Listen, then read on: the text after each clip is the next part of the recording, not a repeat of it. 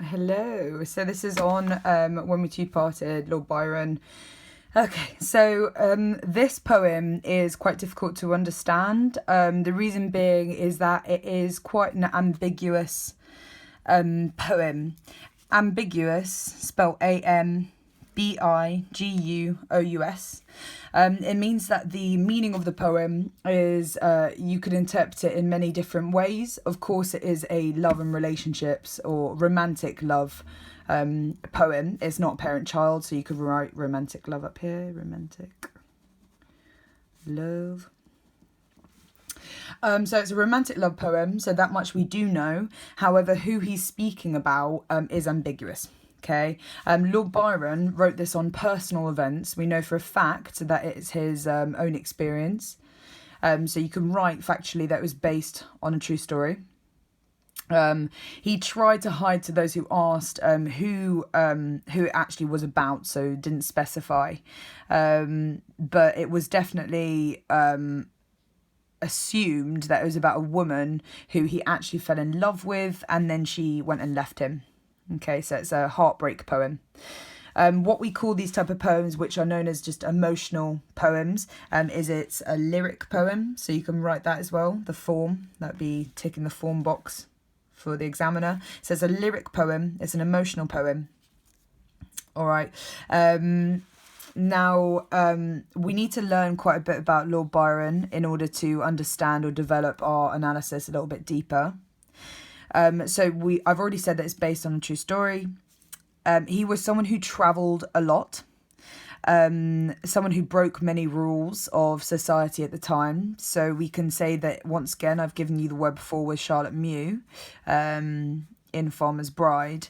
He was also another poet who was unorthodox. He was away from the rules of society. He rebelled. He was atypical. Okay, so any of those words will do to describe him. The reason why he was unorthodox, so firstly, he was someone who did not like to be confined. He did not like to be ruled through city structure, urban structure. He didn't enjoy following the conventional laws of society. He was actually a romantic poet. That's a key thing to get down. Now, romantic poets, I kind of just explained a little bit there. However, romantic poets, they did not like the city, otherwise known as the urban life. They had a dislike for it. The reason why romantic poets such as Lord Byron, the reason why they didn't like city life is because they were against the idea of social hierarchy. They didn't like the fact that society was divided into upper class, middle, and working or lower class. They believed that everybody, equality, everyone should be equal. So equality should be achieved. They did not think that through city life that equality would be achieved. So they would highlight the importance of equality and also embracing rural life, the natural world. In other ways, I would like to say that they are kind of the traditional hippies within the anthology. So they were against the ideas of religious rules as well. So the fact that, for instance, that you had to pay a certain amount of tax in order to maintain the churches.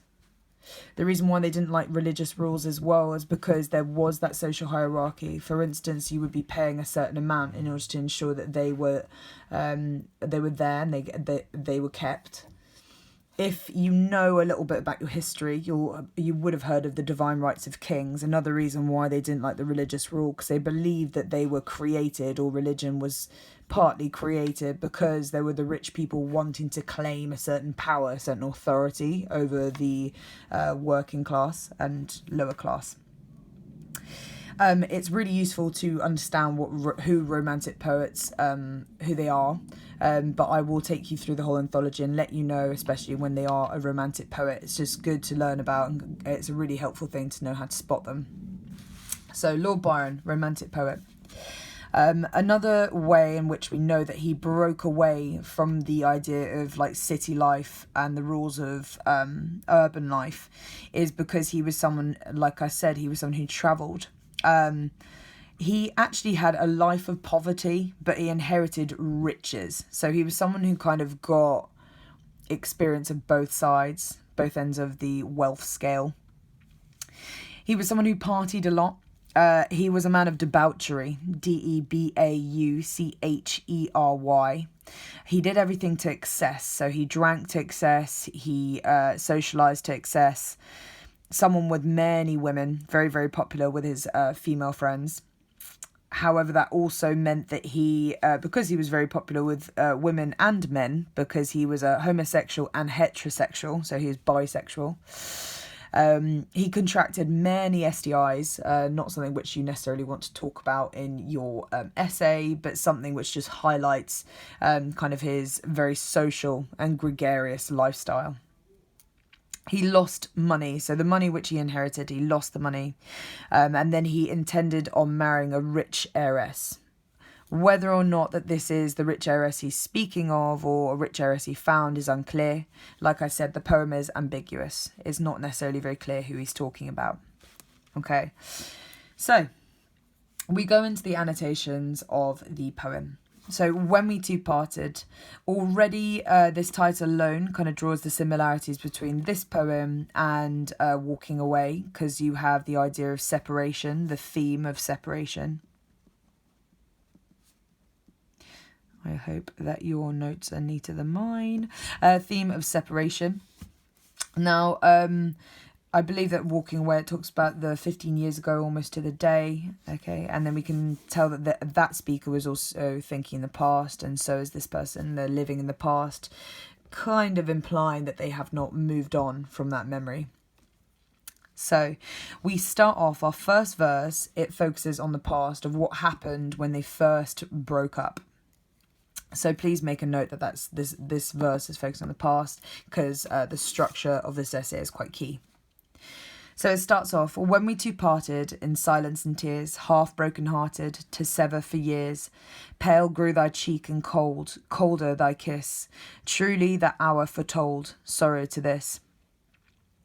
Interestingly, what I've highlighted in yellow, and I've given further examples in the poem, is that this is quite archaic language, Archaic. Archaic is just a formal word for old. It's Old English, thy, thee, dost. So it's known as Shakespearean, or probably something that you know it from as Shakespeare. So actually it's archaic, it's old language that he's using it here. It was outdated back in the 1600s, but he's still using it, maybe to suggest that, or to exaggerate that he's living in the past. Maybe to show that his love for this person is timeless. Any of those would be valid theories as to why Lord Byron has chosen to use old archaic language, thy, thou. So please highlight a couple of examples, and you maybe want to reference that in your analysis. When we two parted in silence and tears, half broken-hearted, to sever for years, pale grew their cheek and cold. So we have the idea of half broken-hearted. Can you guys highlight that, please? It suggests that he's not complete, that he needs another half to make him whole. She was his other half, and he feels upset, he feels broken. I've taught you this word before, or if there's other watchers, this is called a synecdoche. Syneecdoche. It means that this word is used when there's only half of something and it's needing the other half to complete it. It suggests that he, as a man, he's not very strong. He's quite a sensitive man, which was another quality of the Romantic poets. They were very emotional people, all about kind of expressing yourself and emotion, which was away from what men were expected to be like at the time, as strong, almost emotionless, very objective, functional human beings. He says then to sever for years. So he says that when they broke up, he severed, his heart was severed for years. The term sever, it's a verb, and it means to cut. So if we think about it, it means that maybe this break off for him, it was quick. The same way when you sever a ribbon or you sever a bit of paper, you're cutting a piece of paper, it's finalized. You can't change it. You can't glue the bit of paper back together. You could attempt to, I guess, sew the ribbon back together, but it's in half. It's not going to be the same again. Their relationship has been finalized. Pale grew thy cheek and cold, colder thy kiss. There's the repetition of cold, cold, colder. The way that it carries on to the next line, maybe to suggest that no matter how many years has passed, he still feels this coldness, this sadness since the breakup. The repetition, it shows that his, kind of linking to the point that I just mentioned, it shows that his sadness that he's felt has been really drawn out, it's been carried out. So you can talk about the repetition there. Truly the hour foretold, sorrow to this. Alright, so we move on to the next. The dew of the morning sunk chill on my brow. It felt like the warning of what I feel now. Thy vows are all broken, and light is thy fame. I hear thy name spoken and share in its shame. So here we have the dew of the morning because it's the weather and it's an emotional poem. We could argue that this is the use of pathetic fallacy here. So the dew of the morning, it could express maybe how, like in the early times of the morning, maybe how vulnerable he feels, how there's a start of a new beginning. Where this, if we can argue whether or not this new beginning was positive to him, we can move on to the second line. It says, sunk chill on my brow. So this dew, which is kind of that wet, moist, kind of mist, that kind of, if you've gone camping, it outlines the tent, it's all wet. So this dew, it sunk chill on the brow, on his brow, suggesting that this coldness has frozen him. Maybe it's made him emotionless. Maybe it's made him heartless. You could link that to AO3, the fact that this change for him, this new beginning, is not a positive change. You could connect it to the fact of him as a person. He was someone who probably broke many women's hearts, and he was very promiscuous, a very sexually active person. You could link this because potentially, if you're going to generate theories from about this poem, we could think that maybe this breakup, this separation of this female, made him then cold, and therefore made him want to almost act out in spite of other women. He uses the caesura here, this full stop that forces us to stop. So it felt like the warning of what I feel now. So maybe he felt like this relationship was going to come to an end, but he didn't really want to believe it. The way that this caesura kind of suggests that everything stopped.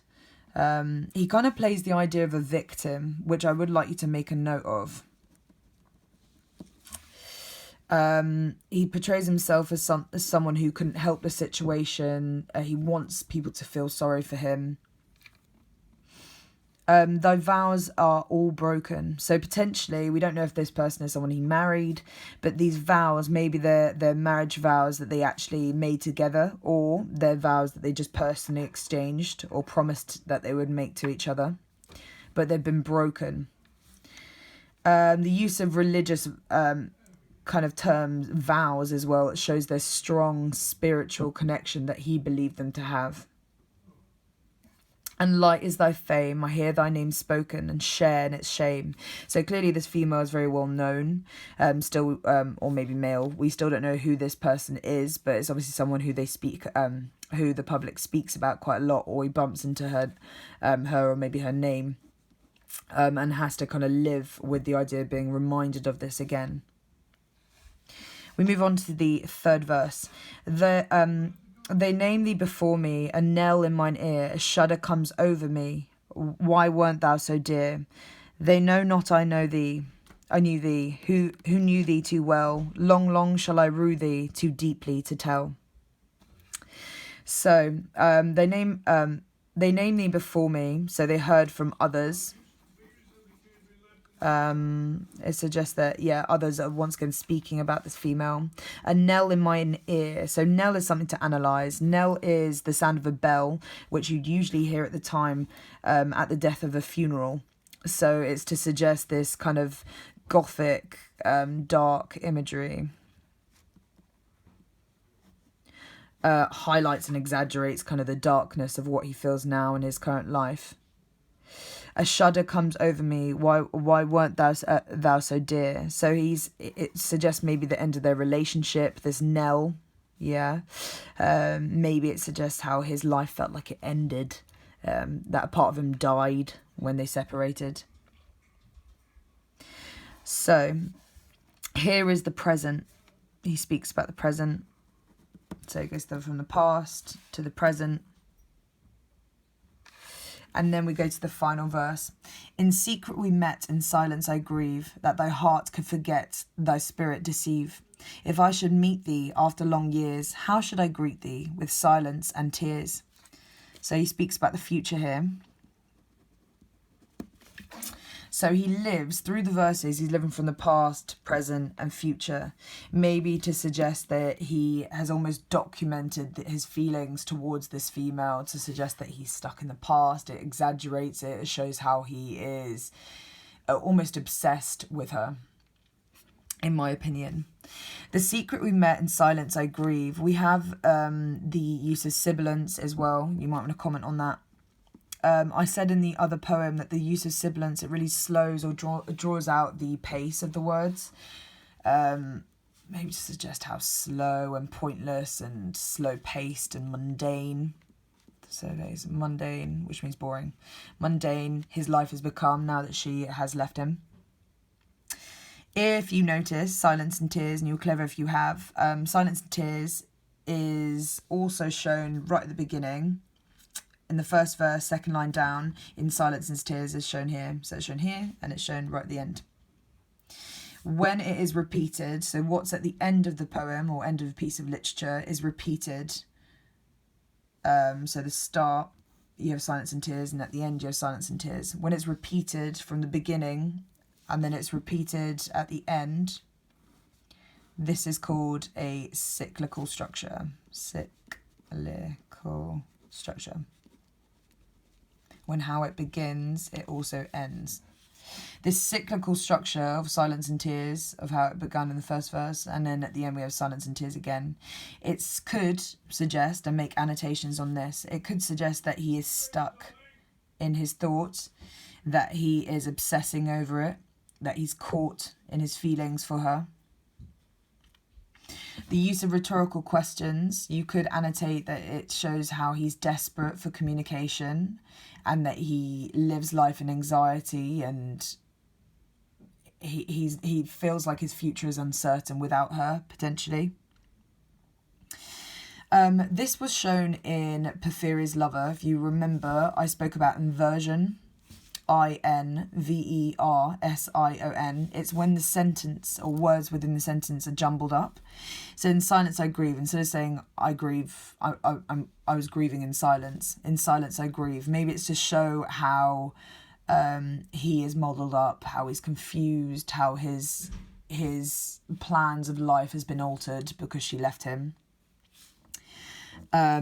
It also emphasises through the inversion, it has the word silence first. So it could, it emphasises the adjective silence, which emphasises how broken he is and how silent and kind of how much of a void he's entered now that she is gone.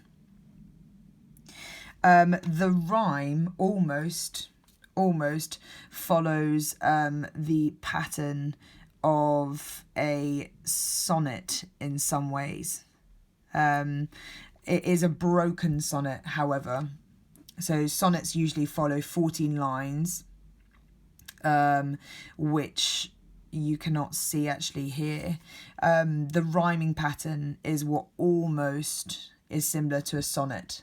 Okay, so the rhyming pattern of a sonnet would be A, B, A, B, C, D, C, D, E, F, E, F, but then it would be G, G. So these two words, broken and fame, if it was following a sonnet rule completely, then these two words would rhyme. However, they're not rhyming.